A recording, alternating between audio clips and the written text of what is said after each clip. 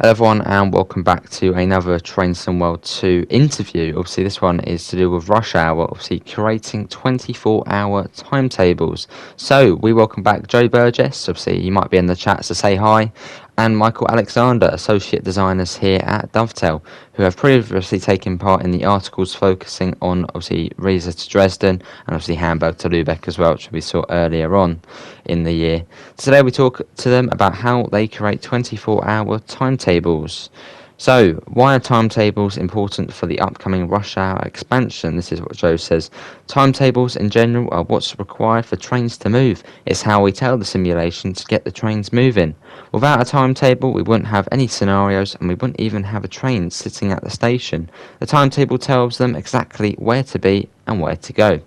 With the timetable, everything is there. You can pick and go. All of the AI is there and it runs 24 hours, so you don't have to go back to the menu if you don't want to. You can finish, get out the train, go somewhere else, or stick with a particular train all day like a real driver would. A bit like what we did on the, obviously, 8-hour stream we did on Cathcart. And then Joe also says Boston Station is between multiple lines, not just the Northeast Corridor.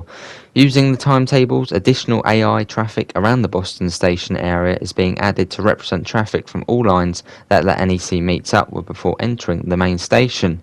Then Michael says we have extra rail vehicles added to Riesa to Dresden. This has allowed us to implement more services without having to enable multiple dependencies on other DLCs. And Joe says for London to Brighton, this is traditionally a busy route. On most other railways, the service frequency increases during the peak hours to cope with the extra demand. London to Brighton is different. The line runs at maximum capacity all day, meaning it should be busy throughout the day, not just at rush hour. And I know that for a fact because it's my local route and it's, pretty much it's really busy. Every sort of 2-3 minutes you'll see a train going by. I'm currently working on this timetable and exploring ways to represent how they cope with this during demand during rush hour. How long does it typically take to create a timetable for our routes? And Michael says it depends on how many locos we are providing with the pack and how much traffic there's going to be. For a route like Glasgow, that took us 3 weeks. It was a relatively straightforward service pattern. If we compare to London to Brighton, this has required nearly 3 months of time, which is significantly longer than normal. This is because the volume of services, but also these services are more complex. And then Joe says a 4-carriage train will connect to another one to make 8 carriages. They decide to split them halfway through the day and make them go and connect with other trains. To work that out in the game and in planning took a lot of time. Obviously, for the Cathcart Circle, I believe they hadn't actually got the technology to do that. So obviously, maybe now they actually have got the tech to do that. And then Michael says another example is the number of locos we have for the Riesa to Dresden, which means there are a lot of services to include into the base game. We have had to accumulate all of the services and find out where all of the trains are going all the time. Sometimes it can be very straightforward, where other times it can be incredibly complex. And obviously you can see the screenshots on screen now going through. That does look pretty confusing, especially for me.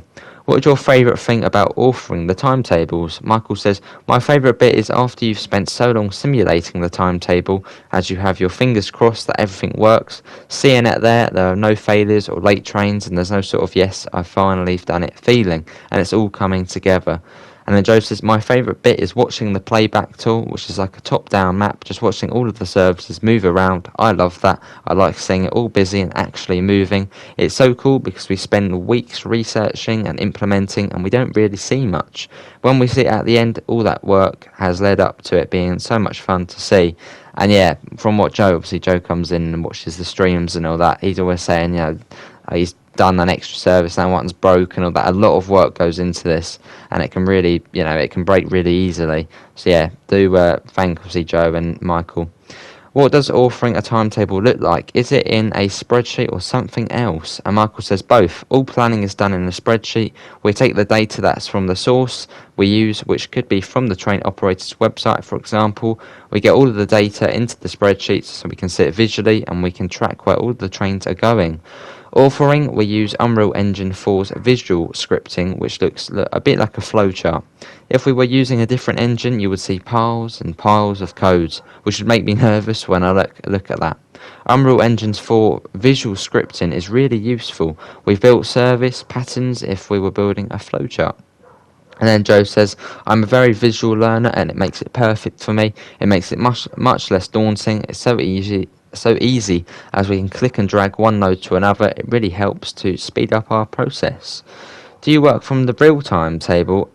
Are they similar? Which actually I think was actually a question I asked. Michael says, we try to be as authentic as possible. During the planning stage, we collect our information and try to make it as accurate as possible. If there are gaps that we need to fill in, such as a depot moves or light loco moves, we will try to put them in as reasonably as possible. And then Joe says, as it's simulation, we do have a couple of limitations. The main one being it's 24 hours. It's not a whole day, it's a looping 24 hours. At the end of the day, we have to make sure everything is back in the same place. We also can't go past midnight. I've tried, the game gets very confused.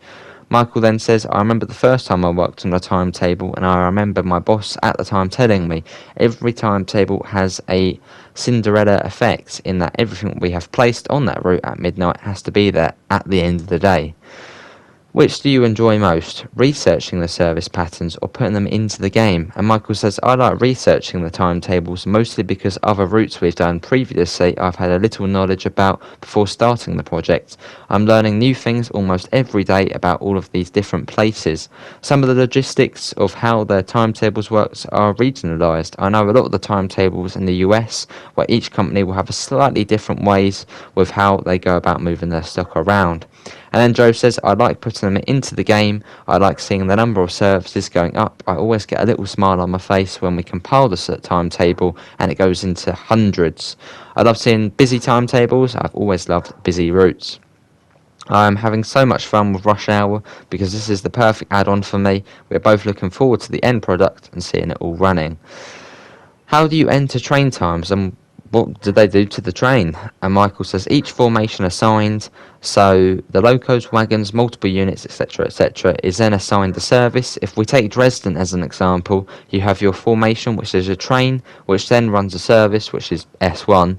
You then build up each station stop and load unlock tasks for each of its stations. It then carries on until the end, which is when your service pattern is done. The start time for those services is authored by us, so we put them in manually, going from what the spreadsheet says. We then run a simulation that runs the game faster than we can play it. This simulation works out the timings for each of the stops for us in between the start time of the service it starts and the following one. Then Joe says, for London to Brighton, I've had to do each intermediate station time myself based on the actual timetable. That is because of the coupling and uncoupling on the Gatwick Express.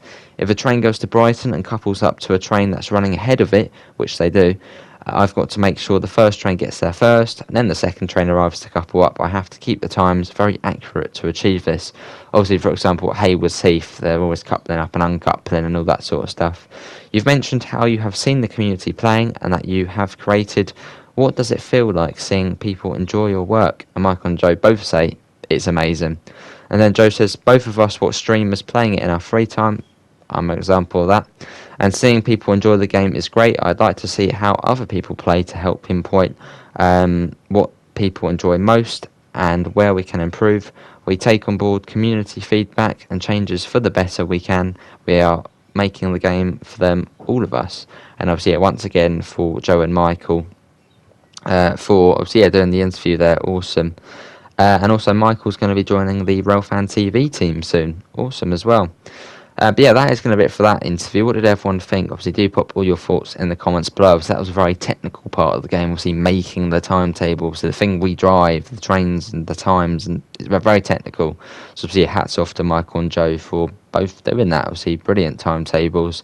And I know Joe actually did do Hamburg to Lubeck, which obviously is an amazing timetable, very busy. And it's only a 2-track route most of the way, and yeah, it's very busy on there. And one thing I actually have noticed from the screenshots is, if you look closely, it does say Hove Yard to Brighton. So that does confirm Hove is going to be modelled in the game, because I believe actually some Gatwick Express units do actually berth down there in Hove Yard. And also another thing, Stewart's Lane Depot I can see on there, London Victoria to Stewart's Lane. So that also then confirms Stewart's Lane. We're going to be doing AI services into there. Obviously all to do with the Gatwick Express, this one. Awesome. Good work. Obviously, if Joe's watching, brilliant. I love the way Hove's in the game, and obviously Stuart Slam, we can do stuff into there. Awesome. But yeah, that is going to be it from me. Obviously, thanks all for coming in. Obviously, we'll find a link in the description to the Discord server, to the PayPal, and to the merch store. Obviously, you'll see everything on screen now, and also to Joe Burgess's channel. He does a bit of all train stuff on there. It's brilliant. But yeah, that's going to be it from me. Thanks all for coming in, and I hope we'll see you next time. See you all, and take care. Bye, guys.